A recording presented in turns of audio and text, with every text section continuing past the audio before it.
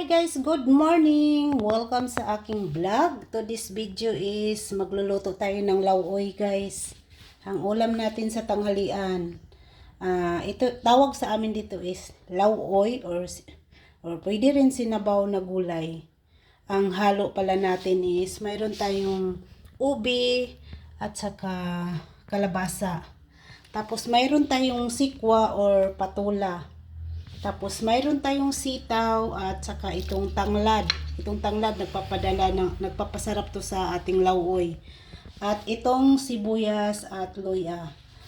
Plus itong malunggay guys. Itong malunggay. Yan, ang 1, 2, 3, 4, 5. 5 kagulay itong halo natin sa ating lauoy ngayon. Ang wala lang dito yung okra dahil hindi ako nakabili. At ito na nga guys, magpakulo tayo ng tubig para ilalagay na natin dito pag kumulo na siya. At tingnan na natin guys kung kukulo na, ilalagay na natin una yung ubi at kalabasa. Ayan, kulo na siya guys, kaya ilagay na natin yung ubi at kalabasa. Pagsabay na natin dahil pareho naman tong matagal maluto. Dandahanin ko lang dahil wala tayong cameraman, mag-isa tayong magbibideo. Ayan guys, kamayin na lang natin guys kasi hindi pwedeng maibuhos lahat dahil baka matapon. Naghugas naman ako ng kamay guys kaya walang problema, malinis ang aking kamay. Tapos na natin nilagay yung ubi, isusunod natin ang kalabasa. Tapos na natin. At ating takpan guys para kumulo ng gusto.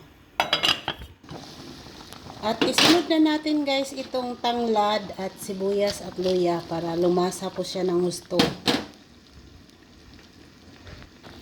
Ayan guys, kulong-kulo na, lagyan natin ng konting asin. Hindi na ako maglalagay ng bitsin, bali asin lang po guys para healthy talaga ang ating pagkain kasi puro ito gulay.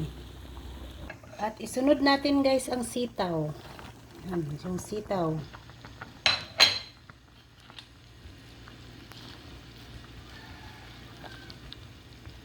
At isunod naman natin guys itong patula or sikwa. Sikwa kasi ang tawag dito sa amin sa Tagalog is patula. I-dip natin para mabilis maluto.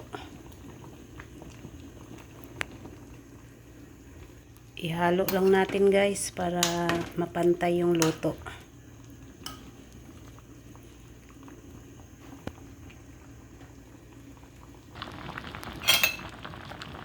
Dahil paluto na ang gulay guys, lagay na natin ang last na gulay, ang malunggay.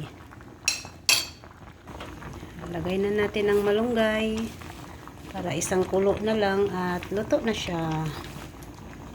Maraming malunggay to kasi ang malunggay pag naluto ko konti rin eh.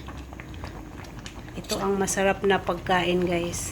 Pinaka-healthy to sa lahat dahil walang ibang nilagay kundi puro gulay at kunting asin lang. Halo lang natin para maluto yung yung malunggay. Kailangan kasi rin yung malunggay palutuin talaga guys, pakuluin ng gusto para hindi siya mapait. Mapakla o mapait kasi ang malunggay pag hindi maluto ng gusto.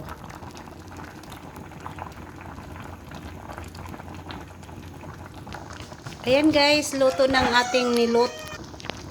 ating ulam ngayong tanghalian, ang nilauoy malunggay. Ayan, napakasarap nito guys.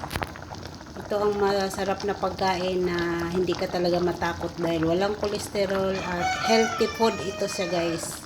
Sumasabay pa yung manok sa akin. Ayan, ang aming tanghalian ngayon.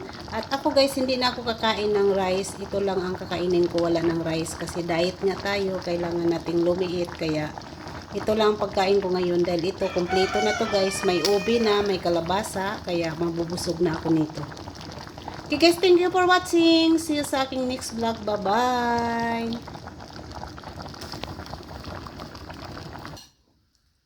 Yan na guys, luto na yung gulay natin. Ito lang ang pagkain ko ngayon, wala ng rice. Kain po tayo ng tanghalian.